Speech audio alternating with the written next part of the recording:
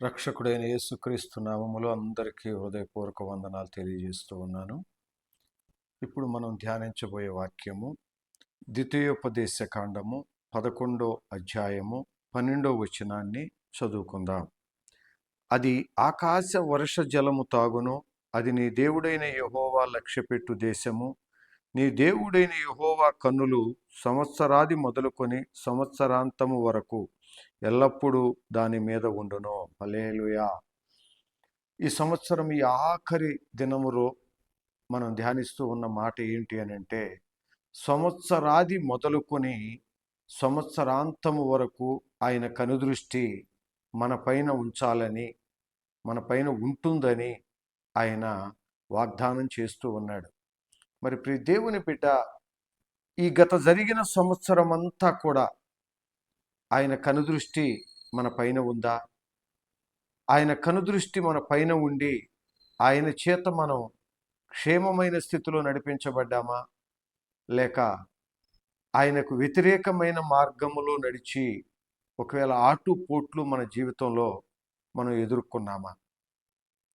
జరిగిన సంవత్సరం అంతా మన జీవితంలో ఎలాంటి క్రియలు కలిగి మనం ఉన్నాం? ఈ సంవత్సరం ఆఖరిలో వాటిని మనం నెమరు వేసుకోవాలి, ఒకసారి పరిశీలన చేసుకోవాలి. ఎందుకంటే ఏ మార్గాల్లో మనం నడిచాం, ఎలాంటి ఆలోచనలతో నడిచాం, ఎలాంటి తలంపులు కలిగి మనం జీవించాం, దేవుని యందు ఎలాంటి భయభక్తులు కలిగి మనం ముందుకు సాగాం ఈ సంవత్సరం అంతా కూడా అనేది మన జ్ఞాపకం చేసుకోవాలి. కానీ దేవుడు అంటున్నాడు, ఈ దేశము పైన యెహోవా లక్ష్యపెట్టు దేశము అంటే నీ కుటుంబం యెహోవా లక్ష్యపెట్టే కుటుంబంగా ఉండాలని దేవుడు కోరుకుంటున్నాడు. ఆయన లక్ష్యపెట్టే కుటుంబముగా నీ కుటుంబం ఉంటే, లక్ష్యపెట్టే సంఘముగా నీ సంఘం ఉంటే, దానిపైన సంవత్సరాదిని మొదలుకొని సంవత్సరాంతము వరకు కూడా ఆయన కనుదృష్టి ఉంచాలని దేవుడు కోరుకుంటూ ఉన్నాడు. మరి జరిగిన కాలమంతా మనం ఎలా జీవించిన వారిగా ఉన్నామో దినవృత్తాంతాల గ్రంథము 16వ అధ్యాయము 9వ వచనాన్ని మనం చూస్తే, తన ఎడల యథార్థ హృదయము గలవారిని బలపరచుటకై యెహోవా కనుదృష్టి లోకమందట సంచారము చేయుచున్నది. ఈ విషయమందు నీవు మతి తప్పి ప్రవర్తించితివి గనుక ఇది మొదలుకొని నీకు యుద్ధములే కలుగును. Praise the lord. చూడండి, దేవుడు చెప్తున్నాడు, యథార్థ హృదయాలను ఆయన బలపరచటానికి యెహోవా కనుదృష్టి లోకమంతటి పైన ఉందంట. యథార్థ హృదయాలను బలపరచటానికి. ఒకవేళ పాత సంవత్సరంలో నువ్వు యథార్థమైన ప్రవర్తన కలిగి లేకుండా, లేకపోతే యథార్థమైన హృదయము లేకుండా దేవుని మార్గాన్ని తప్పిపోయావా? ఎక్కడైనా దేవుని మార్గాన్ని విడిచి నీకు నచ్చిన ఆశలలో లేదా నీకు నచ్చిన కోరికల ప్రకారంగా ఒకవేళ నువ్వు జీవించావా? దేవుడు అంటున్నాడు, అలా జీవించి ఉంటే నీకు యుద్ధ దినములే కలుగుతాయి. అంటే పోయిన సంవత్సరంలో ఒకవేళ నీ జీవితంలో యుద్ధ దినములు జరిగినాయి అంటే, లేదా యుద్ధ దినములతో నువ్వు గడిపావు అని అంటే, ఎక్కడో నీ ప్రవర్తనలో లోపం వచ్చింది. నువ్వు ప్రవర్తించిన విధానంలో తప్పు ఉంది. నువ్వు ప్రవర్తించిన విధానంలో ఎక్కడో ఆటంకాలు ఉన్నాయి. కనుకే ఆయన నిన్ను బలపరచలేకపోయాడు. ఆయన అందుకే నీకు బలమునిచ్చి నడిపించలేకపోయాడు. ప్రియ దేవుని బిడ్డ, ఈ సంవత్సరం ఆరంభములోనికి వచ్చావు గనక పాత సంవత్సరంలో నువ్వు చేసిన అతిక్రమాలు, లేదా నువ్వు నడిచిన విధానం, లేదా నీ ప్రవర్తన విధానం దేవుని ఎడల భయభక్తులు కలిగిన విషయంలో దేవుని సన్నిధి ఎడల నువ్వు ఒకవేళ ఎలా జీవించావో ఒక్కసారి నీవు పరిశీలన చేసుకోవాలి. పరిశీలన చేసుకుని వాటిని సరిచేసుకుని వాటిని సరిదిద్దుకోవటానికి ఇష్టపడి దేవుని సన్నిధిలో, అయ్యా నేను ఆ విధంగా నడిచాను, నన్ను క్షమించు, అందుకే నా జీవితంలో యుద్ధ దినాలు నేను గడపవలసి వచ్చాను, పోరాట దినాలు గడపవలసి వచ్చాను, వేదనకరమైన దినాలు గడపవలసి వచ్చాను ఆ సంవత్సరం. నన్ను క్షమించి ఈ సంవత్సరం నా ప్రవర్తన నేను సరిచేసుకుని నీకు ఇష్టమైన ప్రవర్తన కలిగి యథార్థమైన హృదయం కలిగి నీ చేత బలపరచబడటానికి సిద్ధపడి నీతో బలపరచబడిన వ్యక్తిగా నేను జీవించటానికి నీ కనుదృష్టి ఈ నూతన సంవత్సరం అంతా నా పైన నా కుటుంబం పైన ఉంచయ్యా అని నీవు అడగలిగితే ఆయన చేయటానికి ఇష్టపడుతున్నాడు. అదే అధ్యాయంలో పైన మనం 7-8 వాక్యాలు చూస్తే అక్కడ రాయబడి ఉన్నాయి. ఆసాయి యొద్దకు వచ్చి అతనితో ఎలాగూ ప్రకటించాను, నీవు నీ దేవుడైన యెహోవాను నమ్ముకొనక సిరియా రాజును నమ్ముకొంటివే, సిరియా రాజు యొక్క సైన్యము నీ వశము నుండి తప్పించుకొని పోయాను. చూసారా, దేవుణ్ణి నమ్ముకోవలసిన మనం దేవుణ్ణి నమ్ముకోకుండా లోకం ప్రజలపైన ఆధారపడితే, లేదా లోకస్తులపైన ఆధారపడితే, లేదా బంధుగణము పైన ఆధారపడితే, లేదా రక్త సంబంధికుల పైన ఆధారపడితే దానివల్ల ఎటువంటి ప్రయోజనము ఉండదు. అక్కడ జరిగింది ఏంటో తెలుసా? అపజయం జరిగింది, ఓడిపోవటం జరిగింది. మరి ప్రియ దేవుని బిడ్డలారా, ఒకవేళ పాత సంవత్సరంలో ఓడిపోయిన అనుభవాలు నీ జీవితంలో ఉన్నాయా?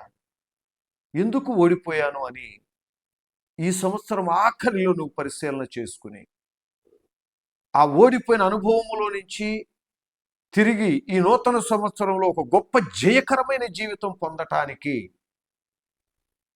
నీ హృదయాన్ని దేవుని సన్నిధిలో పెట్టి నిన్ను నువ్వు పరిశీలన చేసుకుని దేవుని పాదాలు పట్టుకుని నువ్వు అడగగలిగితే 8వ వచనంలో రాయబడి ఉంది, బహు విస్తారమైన రథములను గుర్రపు రౌతులను గల కూషీయులను లూబీయులను గొప్ప దండే వచ్చిరి కదా, అయినను యెహోవాను నమ్ముకొనినందున ఆయన వారిని నీ చేతికి అప్పగించెను.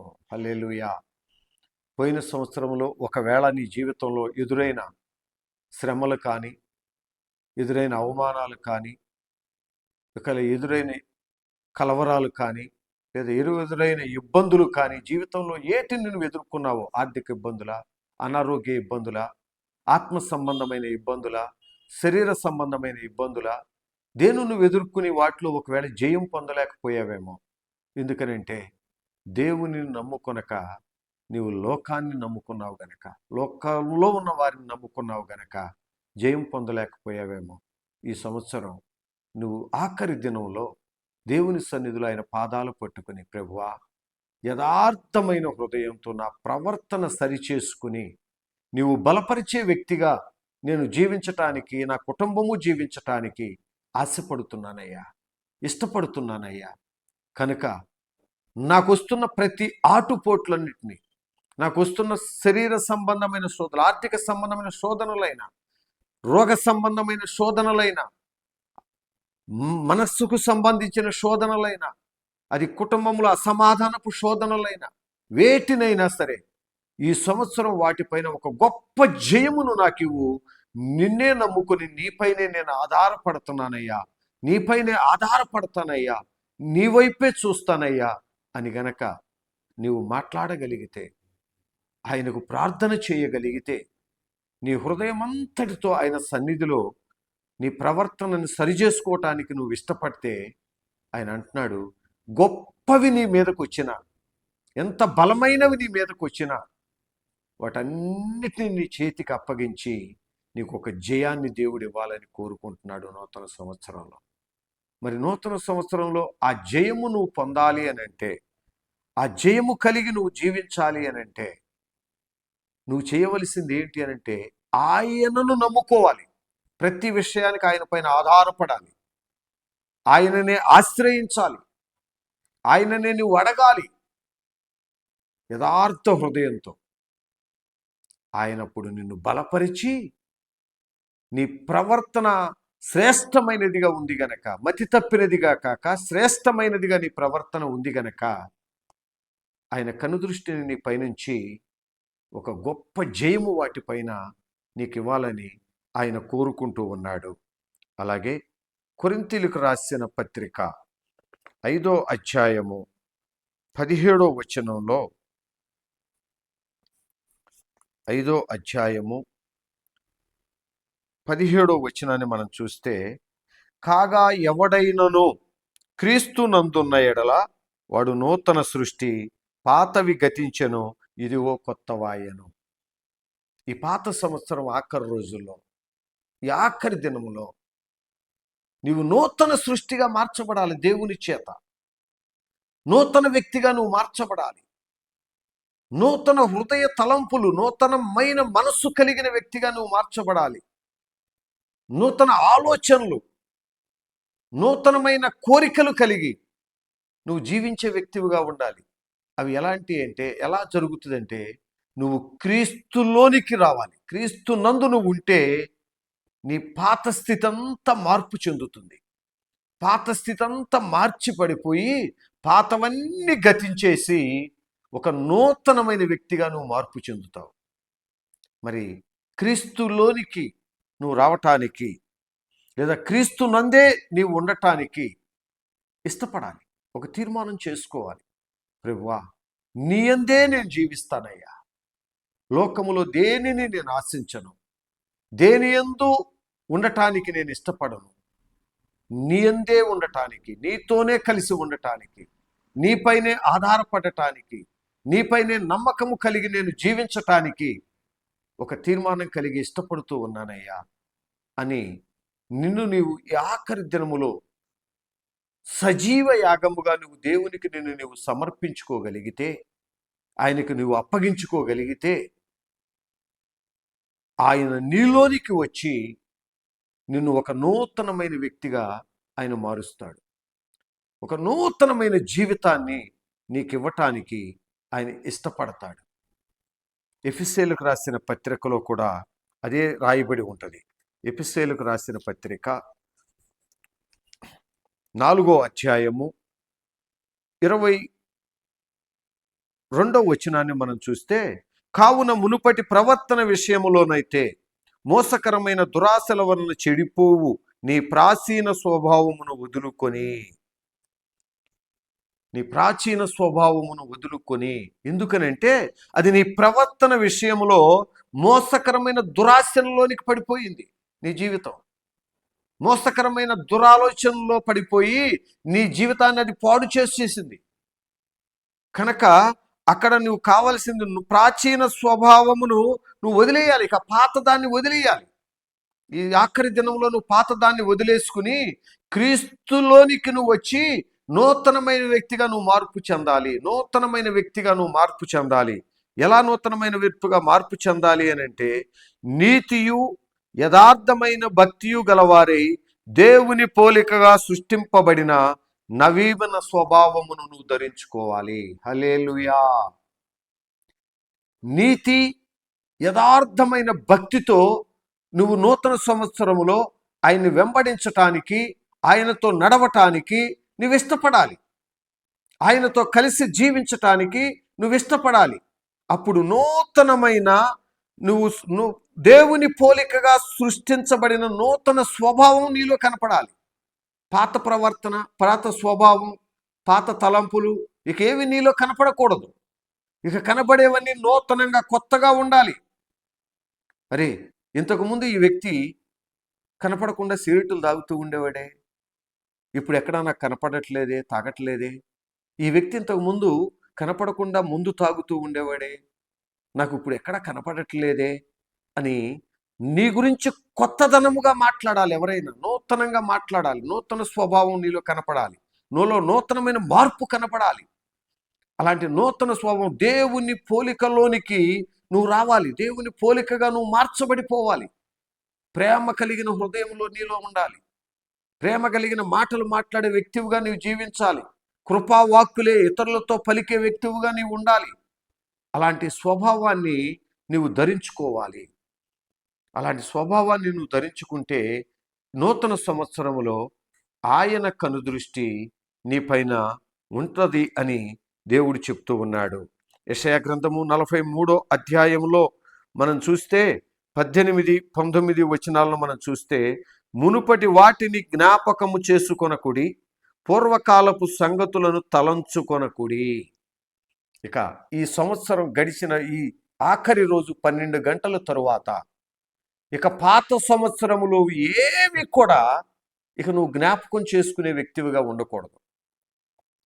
పాత వాటిని, పూర్వకాలపు సంగతులన్నిటి, పూర్వపు జరిగిన సంవత్సరపు సంగతులు ఏవి కూడా నువ్వు వాటిని తలంచుకునే వ్యక్తివిగా ఉండకూడదు, తలంచుకోకూడదు. నీ మదిలోనికి అవి రాకూడదు, ఇక నీ జ్ఞాపకానికి రాకూడదు, నీ తలంపుల్లోనికి అవి రాకూడదు. వాటిని పరిపూర్ణంగా నువ్వు మర్చిపోతే ఈ నూతన సంవత్సరంలో దేవుడు అంటున్నాడు, నేను ఒక నూతన క్రియ చేస్తాను, అది ఇప్పుడే నీలో మొలుస్తుంది. హల్లెలూయా. ఒక నూతన క్రియ నీ జీవితంలో చేయాలని, నూతన సంవత్సరంలో ఒక నూతన క్రియ చేసి నీ జీవితాన్ని ఆశీర్వదించాలని దేవుడు ఇష్టపడుతున్నాడు. అందుకే ఆయన కనుదృష్టి ఈ సంవత్సర ఆది మొదలుకొని సంవత్సరాంతము వరకు కూడా నీపైన ఆయన కనుదృష్టి ఉంచాలని, ఆ నూతన క్రియ ద్వారా నీ జీవితాన్ని ఆశీర్వదించాలని, అది ఇప్పుడే ఈ 12 గంటల తర్వాతే నీ జీవితంలో అది మొదలు పెట్టాలని ఆయన కోరుకుంటూ ఉన్నాడు. మరి ప్రియ దేవుని బిడ్డ, నీవు ఆయన సన్నిధిలో పూర్వపు స్థితిని విడిచిపెడతావా? నీ ప్రాచీన స్వభావాన్ని విడిచిపెట్టేస్తావా? నీ ప్రాత తలంపుల్ని విడిచిపెట్టేస్తావా?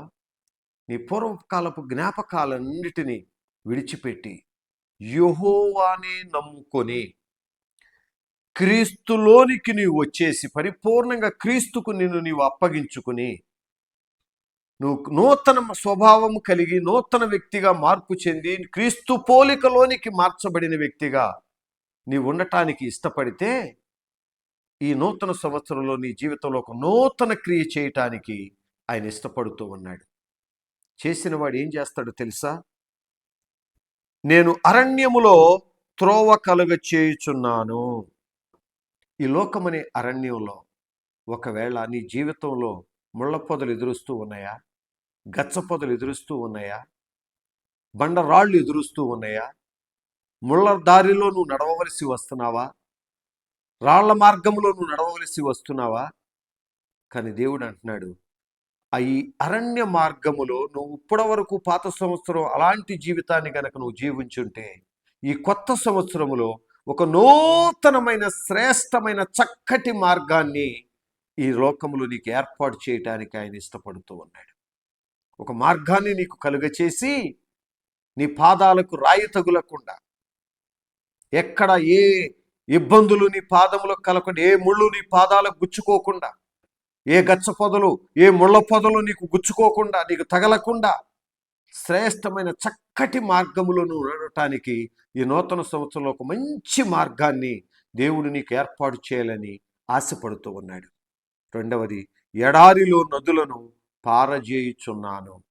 ఒకవేళ నీ హృదయ స్థితి, నీ జీవిత స్థితి ఎడారిగా మార్చబడింది ఆ పాత సంవత్సరంలో, ఓయాసిస్సులాగా ఏదో ఉంది అనుకుని అది దొరకక, అక్కడ ఉందని పరిగెత్తి అది పొందుకోలేక నువ్వు కన్నీటితోనే జీవిస్తూ వస్తూ ఉన్నావా? ఎడారి జీవితం. ఏది ఉంది అనుకుంటావు, ఏది నీ దగ్గర ఉండదు.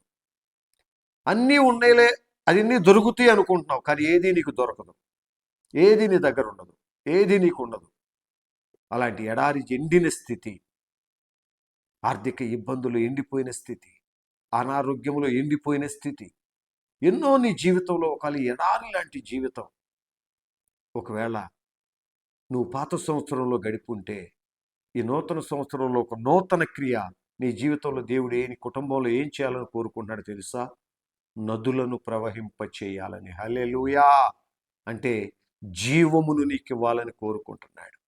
ఎండిపోయిన స్థితిలో నుంచి జీవములోనికి నిన్ను నడిపించాలని, శూన్యములో నుంచి నువ్వు వెలుగులోనికి రావాలి, శ్రేష్టమైన స్థితిలోనికి నువ్వు రావాలి. ఎడారి జీవితంలో నుంచి జీవము కలిగిన స్థితిలోనికి నువ్వు వచ్చి ఈ సంవత్సరం అంతా కూడా జీవముతో నింపబడిన వ్యక్తివై సంతోషముతో ఆనందముతో నీటి కారణముల ఎవరన్న నాటబడిన చెట్టు వలె ఆకు వాడక తగిన కాలముందు ఫలమిచ్చు చెట్టు వలె ఈ సంవత్సరం అంతా నీ జీవితము, నీ కుటుంబ జీవితం ఉండాలని, అలా మార్చాలని, ఒక నూతన క్రియ నీ జీవితంలో అలా చేయాలని దేవుడు కోరుకుంటున్నాడు. నదులను పారచేస్తానంటాడు. నీటి కాలవల ఓర్న నిన్ను నాటుతాడు. నీటి కాలువల ఓర్న నువ్వు నాటబడితే ఎప్పుడు ఎండిపోయిన అనుభవం నీ జీవితంలో రాదు. ఎందుకంటే ఆ నీటిని పీల్చుకుని నువ్వు పచ్చగా ఆశీర్వాదకరంగా జీవమును కలిగి ఉంటావు గనక ఎండిపోయిన అనుభవంలోనికి నువ్వు వెళ్ళవలసిన అవసరం ఉండదు ప్రియ దేవుని బిడ్డ. మరి ఈ సంవత్సరం ఆఖరిలో నీ జీవితం ఒక్కసారి నువ్వు దేవుని సన్నిధిలో ఆయన పాదాల దగ్గర పెట్టి పరిశీలన చేసుకుని సరిచేసుకోగలిగితే శ్రేష్టమైన బహుమానముతో నూతన క్రియ నీ జీవితంలో చేసి శ్రేష్టమైన మార్గములో నిన్ను నడిపిస్తూ జీవముతో నింపి నిన్ను నడిపి తగిన కాలం ముందు ఫలమిచ్చే చెట్టు వలె నిన్ను మార్చాలని ఆయన కోరుకుంటూ ఉన్నాడు. దేవుడి మాటలు మన హృదయములో నీరు కట్టి ఫలింపచేయునుగాక. ప్రార్థన చేసుకుందాం. పరిశుద్ధుడా, ప్రేమ స్వరూపిణి పరిశుద్ధ పాదాలకు స్తోత్రాలు. యథార్థ హృదయం కలవారిని బలపరచటానికి నీ కనుదృష్టి లోకమంతా సంచరిస్తూ ఉంది. కానీ మతి తప్పిన వారమై మా ప్రవర్తన విషయంలో తప్పిపోయి అయ్యా మా జీవితంలో యుద్ధ దినములే గడిపాము. ఈ సంవత్సరం అంతా కూడా అయ్యా గడిపిన ఆ యుద్ధోత్సవ దినములను తండ్రి మేము మర్చిపోవాలి. వాటిని జ్ఞాపకం చేసుకోకుండా మా ప్రవర్తన మేము సరిచేసుకోవటానికి యథార్థమైన హృదయముతో నీ సన్నిధిలో ఉండి తండ్రి నిన్నే నమ్ముకున్న వారిగా మేము ఉంటే మాకు జయ జీవితం ఇస్తానని చెబుతున్నావు. ఈ లోకంలో ఎలాంటి యుద్ధాలు నీ పైకి రావచ్చు, ఏవైనా నీ మీద దాడి చేయొచ్చు. ఎంత బలము కలిగినవైనా, ఎంత గొప్పవైనా వాటన్నిటిని నీ చేతికి అప్పగిస్తాను అని చెప్తున్నావు. వాటి మీద జయాన్ని మాకు ఇస్తానని నువ్వు చెప్తున్నావు ప్రభువా. మరి ఆ జయ జీవితం కలిగి ఈ సంవత్సరం అంతా మేము జీవించాలి అని అంటే క్రీస్తునందు మేము జీవించే వారిగా ఉన్నప్పుడు మా పాత స్థితి అంతా తొలగిపోయి మేము నూతనమైన వ్యక్తిగా మార్చబడతాం, నూతనమైన జీవితాన్ని కలిగిన వారిగా ఉంటాం. ఎఫ్ఎస్సీ పత్రికలో మీరు చెప్పారు, నీ పాత స్వభావం, పాత తలంపులు అన్నిటినీ వాటిని విడిచిపెట్టి నీ ప్రాచీన స్వభావాన్ని నువ్వు విడిచిపెట్టేయాలి. అది మోసకరమైనది గనక దాన్ని విడిచిపెట్టి వేసి నీవు నీతి యథార్థమైన భక్తి కలిగి దేవుని పోలికలోనికి మార్చబడి నవీన స్వభావాన్ని నువ్వు ధరించుకోవాలి అని మీరు చెప్పారు. అవును ప్రభువా, ఈ మాటలు విన్న నీ బిడ్డలందరూ కూడా ఈ సంవత్సరం ఆఖరిలో వారి జీవితాలను అలా పరిశీలన చేసుకుని వాళ్ళ ప్రవర్తనలో ఎక్కడ తేడా ఉందో, ఎక్కడ యథార్థమైన హృదయముతో నీతో బలపరచబడలేక వాళ్ళ ప్రవర్తన ద్వారా విడుదల పొందిన వారై విడవబడిన వారై వారి జీవితాలలో యుద్ధ దినములను ఒకవేళ వాళ్ళు గడిపి ఉన్నారేమో, ఓటమిని సవిచూశారేమో ప్రభువా. కానీ క్రీస్తునందు మేము జీవించటానికి ఇష్టపడితే మా జీవితంలో నూతనమైన స్థితిని నువ్వు కలుగ చేస్తానని చెబుతున్నావు గనక ప్రభువా, జయ జీవితాన్ని మాకు ఇస్తానని చెబుతూ ఉన్నావు గనక ఈ సంవత్సరం అంతా నీ కనుదృష్టి మా పైన ఉంచి జయ జీవితాన్ని ఇస్తానంటున్నావు. అందుకనే మేము ఇక ఈ నూతన సంవత్సరములో పాత జ్ఞాపకాలను ఏటిని తలుసుకోకుండా, పాత వాటిని ఏటిని మా హృదయంలో తలంచకుండా, జ్ఞాపకం చేసుకోకుండా వాటిని విడిచిపెట్టి వేస్తే ఈ నూతన సంవత్సరంలో మా జీవితంలో ఒక నూతన క్రియ నేను ఇప్పుడే మొదలు పెడతాను, ఇప్పుడే చేస్తాను, ఇప్పుడే మొదలవుతుంది అని మీరు చెప్పారు.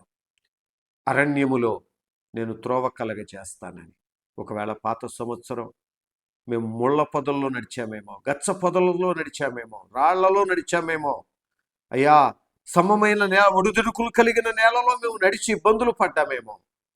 కానీ ఈ సంవత్సరం నీ నూతన క్రియ ద్వారా సమమైన మార్గములో, చక్కని శ్రేష్టమైన మార్గములో, ఏ గచ్చ పొదలు, ముళ్ళ పొదలు, ఏ బలరక్కీస చెట్లు మా జీవితాలకు అడ్డు రాకుండా శ్రేష్టమైన మార్గంలో నడిపిస్తానని నువ్వు చెప్తున్నావు. అయ్యా ఎడారిలో నదులను ప్రవహింపజేస్తానంటున్నావు.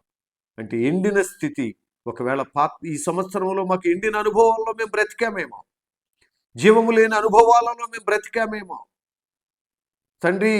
మేము అలాంటి జీవితాన్ని నూతన సంవత్సరంలో లేకుండా నీటి కాలవల నాటబడి తగిన కాలముందు ఆకు వాడక ఫలమిచ్చే చెట్టు వలె మమ్మల్ని నదులు చెట్టులో నువ్వు నాటుతానని చెబుతూ ఉన్నావు. అయ్యా ఈ నూతన సంవత్సరములో మా జీవితాలలో నదులను ప్రవహింపచేసి ఎండిన స్థితిని దూరపరిచి ఎండిన అనుభవాలను దూరపరచి జీవము కలిగిన అనుభవాలలో, ఆశీర్వాదము కలిగిన అనుభవాలలో ఈ సంవత్సరమంతా మేము జీవిస్తూ తగిన సమయములో శ్రేష్టమైన ఆత్మ ఫలములు ఫలించే వారిగా ఉండునట్లు నువ్వు చేస్తానని మాట్లాడిన దేవానికి స్తోత్రాలు. ఈ మాటలు విన్న ప్రతి బిడ్డ తన జీవితములో ఈ సంవత్సరములో జరిగిన ప్రతి ప్రవర్తన విషయములో కానీ, ఆయన నడిచిన విధానములో కానీ, ప్రవర్తించిన విధానములో కానీ, నీ పైన ఆనుకోని విధానములో కానీ ఎక్కడ తప్పిపోయి ఉన్నారో వాటిని జ్ఞాపకం చేసుకుని తిరిగి నీపైన ఆనుకుని యథార్థమైన హృదయముతో నీ ద్వారా బలపరచబడిన వ్యక్తులుగా మార్చబడి పాతవన్నీ జీవితాలలో గతింప చేసుకుని నూతన సృష్టిగా మార్చబడి క్రీస్తు పోలికలోనికి, నీ పోలికలోనికి మార్చబడిన నీతి యథార్థమైన భక్తిని కలిగి ఈ నూతన సంవత్సరం అంతా జీవించటానికి తండ్రి మీరు కృప చూపించి వారి జీవితాలలో ఒక నూతన క్రియను మీరు కొత్త సంవత్సరములో మొదలుపెట్టి ఈ లోకమనే అరణ్యములో ఒక చక్కటి మార్గములో వారిని నడిపించి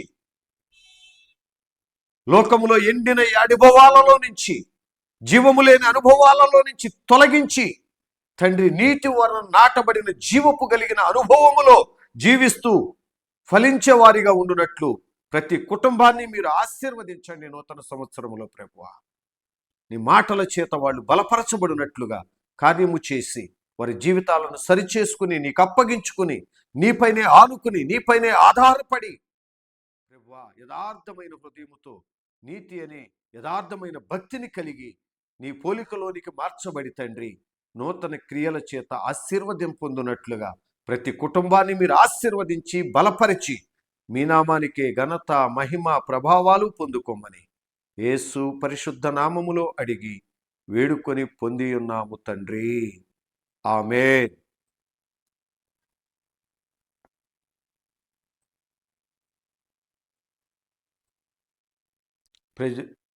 వాక్యమును విన్న దేవుని బిడ్డలందరికీ ప్రతి ఒక్కరికి కూడా నూతన సంవత్సర శుభాకాంక్షలు తెలియపరుస్తూ ఉన్నాం.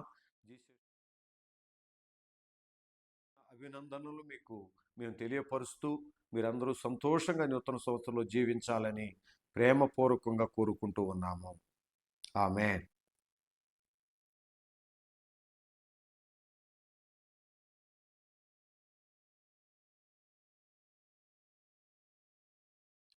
యేసు నామములో మీ అందరికీ శుభవందనాలు తెలియపరుస్తూ ఉన్నాం. నా పేరు pastor Solomon, Jesus Shalom faith ministries, ఫిరోజుగూడలో గత 2 సంవత్సరముల నుంచి దేవుని నామాన్ని ఘనపరుస్తూ అనేక మంది ప్రజలు ఆశీర్వదించబడటానికి ఘనముగా జరుగుతూ వస్తూ ఉంది. కనుక మీరందరూ దేవుని సన్నిధికి వచ్చి దేవుని ఆశీర్వాదం పొందాలని ప్రేమపూర్వకంగా కోరుకుంటూ ఉన్నాం. అలాగే మీ అనుదిన ప్రార్థనలలో జ్ఞాపకం చేసుకుని మీ సమయాన్ని దేవుని సన్నిధిలో గడిపి మీరు ఆశీర్వదించబడాలని అందరినీ ప్రేమతో ఆహ్వానిస్తూ ఉన్నాం. ఆరాధన జరిగే సమయం సాయంత్రం 5:30 నుంచి మొదలవుతుంది. స్థలము బోయినపల్లి వెళ్ళే దారిలో ఫిరోజుగూడ బస్ స్టాప్లో దిగి లోపల రిథమ్ డ్యాన్స్ స్కూల్ అని ఉంది, దాని ఎదురుగా ఉన్న రోడ్లో ఈ చర్చి ఉంది. కనుక అందరూ రావాలని ప్రేమతో ఆహ్వానిస్తూ ఉన్నాం. ఎవరైనా సంప్రదించవాలంటే 9303034588 నెంబర్ నందు సంప్రదించగలరు. అందరికీ ప్రేమ వందనాలు తెలియజేస్తూ ఉన్నాను.